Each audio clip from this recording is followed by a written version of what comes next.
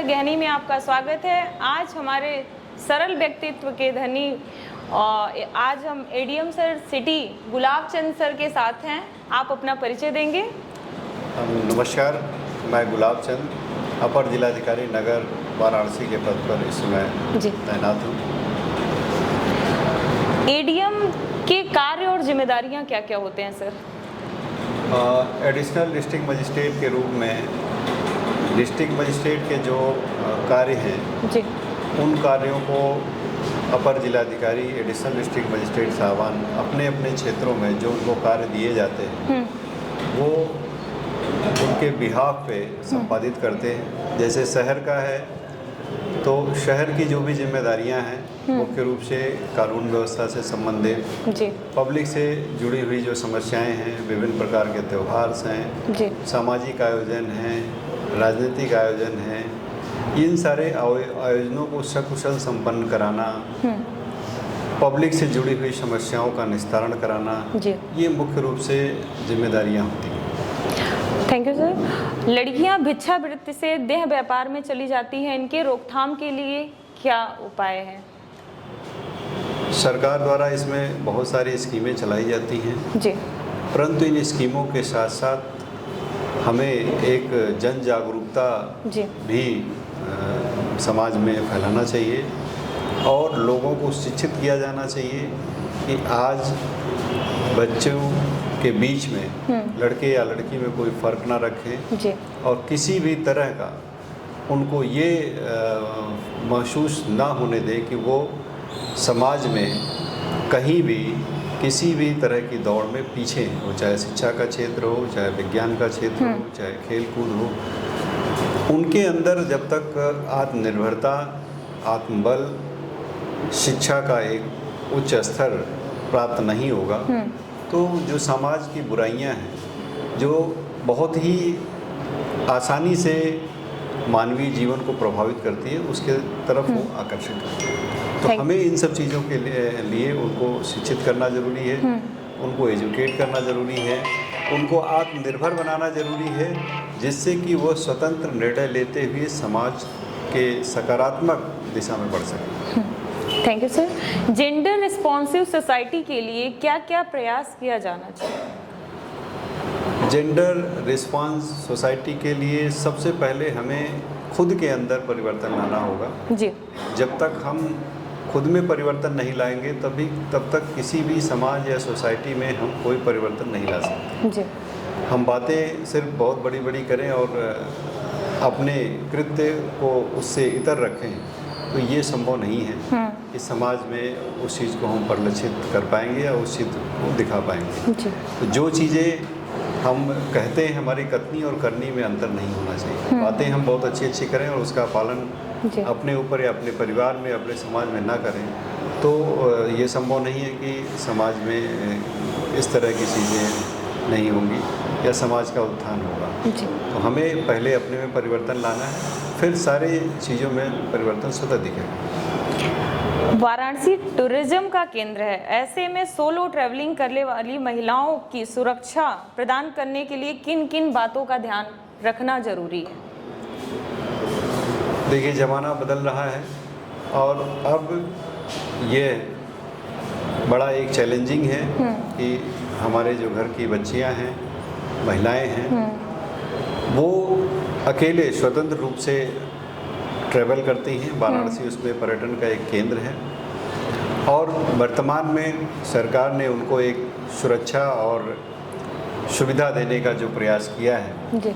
यहाँ जो हमारे पुलिस में महिला पुलिसकर्मी हैं, महिला हमारे उप निरीक्षक हैं, प्लस साथ ही साथ हमारे टूरिज्म विभाग के भी टूरिस्ट गाइड हैं, टूरिस्ट पुलिस हैं, वो कहीं ना कहीं इन सब सारी चीज़ों में मदद करती है।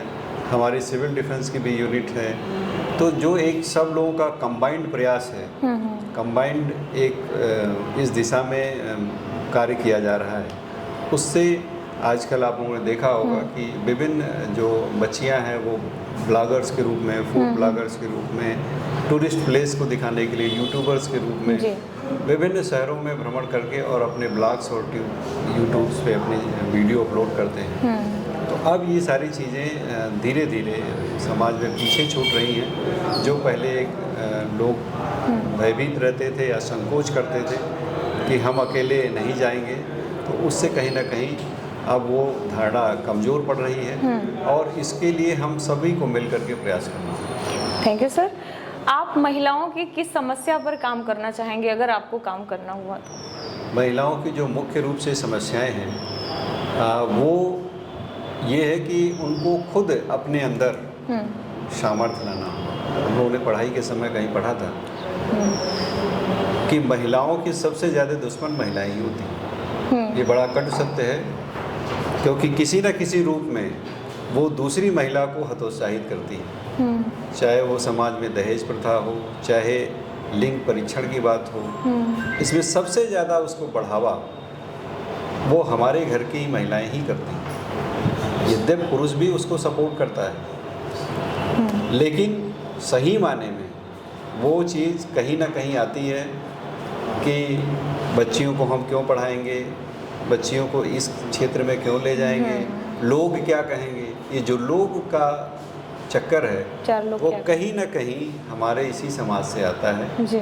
जिसमें 10 लोग मिल करके कहते हैं अरे भाई समाज में लोग क्या सोचेंगे अगर हम अपने बच्चियों को खेल में भेजेंगे, बच्चियों को एक्टिंग लाइन में भेजेंगे, तो हमारा जो उनका एक सोचने का दायरा है कि हम सिर्फ उन्हें इस क्षेत्र में भेजेंगे, उस पर कहीं ना कहीं चोट करने की ज़रूरत है। और ये तभी संभव है जब उसकी शुरुआत घर से होगी जी। अगर हर घर में हर नारी ये ठान लेगी तो उसके अंदर जो एक जिजीविषा होती है, जो लड़ने की क्षमता होती है, जब उसने ठान लिया तो समाज में अपने आप परिवर्तन दिखेगा जी। उसको कोई भी रोक नहीं सकता। परंतु अभी काफ़ी हद तक उसमें हम लोग पीछे हैं। अभी आपने देखा होगा जैसे महिलाएं हमारे जिस भी क्षेत्र में हैं, चाहे वो राजनीतिक क्षेत्र हो, एजुकेशन के क्षेत्र में तो बहुत आगे हैं, परंतु जहाँ वो राजनीतिक रूप से जितनी सशक्त होनी चाहिए, पद को प्राप्त करने के बाद भी उतना बोल्डली वो अपनी चीज़ों को एक्सप्रेस नहीं कर पाते। तो इसको कहीं ना कहीं हमें प्रमोट करना है, कहीं ना कहीं उसको बढ़ावा देना है और इस चीज़ को स्वयं को समझना है। ये कहा जाता है कि प्रभु भी उसी की मदद करता है जो खुद हाथ पैर चलाता है। अगर वो खुद नहीं कर रहे हैं तो मेरे विचार से कभी भी सफल नहीं हो सकता। जैसे हम लोग विभिन्न विषयों पे बात करते हैं कि किसी का विकास कोई तीसरा नहीं कर सकता जब तक वह खुद विकास करने की दिशा में आगे ना बढ़े। कोई अमीर तभी बन सकता है जब वो खुद अमीर बनने की सोचे, खुद मेहनत करे। अगर आप मेहनत नहीं कर रहे हैं तो आप अमीर नहीं बन सकते, आप सफल नहीं हो सकते। आपके पास संसाधन लाख हो, सारी किताबें, सारे संसाधन सारे उपलब्ध करा दिए, लेकिन आप पढ़ नहीं सकते अगर आपको पढ़ने की इच्छा ना हो। बिल्कुल। आपको बहुत बड़ा बिजनेस खोल करके दे दिया जाए, अगर आपकी इच्छा नहीं तो आप कर नहीं सकते। उसी तरीके से इस क्षेत्र में भी अगर हम सभी लोग मिल कर के काम नहीं करेंगे तो हम वो चीज़ जो प्राप्त करना चाहते हैं वह प्राप्त नहीं करेंगे। जैसे हम दहेज के बारे में जब अपनी बेटी की शादी की बात आएगी तो कहेंगे बहुत बड़ी बुराई है। जब अपने बेटे की शादी की बात आएगी तो वही सारे लोग सोचेंगे कि अभी हमें कुछ इसमें मिल नहीं रहा। तो जब तक हम ये डुअल स्टैंडर्ड अपनाएंगे तब तक कोई परिवर्तन आपको दिखेगा। सर, महिलाएं सुरक्षित सशक्त हैं, लेकिन सुरक्षित कितनी हैं? महिलाएं सशक्त हैं और सुरक्षा का जो सरकार की तरफ से प्रयास है वो पूरी तरीके से है। अब जो अभी आपने बताया कि सोलो महिलाएं ट्रेवल कर रही हैं, टूरिस्ट प्लेसों पे जा रही हैं, वो इसका एक उदाहरण है। सुरक्षा के दृष्टि से रात में गश्त होना, हर जगह जगह चीज़ें होना। दूसरी चीज़ें जहाँ भी महिला से रिलेटेड अपराध होते हैं उसमें तत्काल कार्रवाई करके उनको अधिकतम सज़ा दिलाना, ये जो गवर्नमेंट की प्रायोरिटी है उससे कहीं ना कहीं महिला संबंधी अपराधों में कमी आ रही है और एक सुरक्षा का माहौल बना है। लोग उसको फील कर रहे हैं कि अगर किसी ने कोई बदमाशी की तो उसको अधिकतम सज़ा प्राप्त हो, जिससे एक सुरक्षा का माहौल डेवलप हुआ है। ले गए। नहीं, आपका बहुत बहुत आभार करता है सर। Thank you.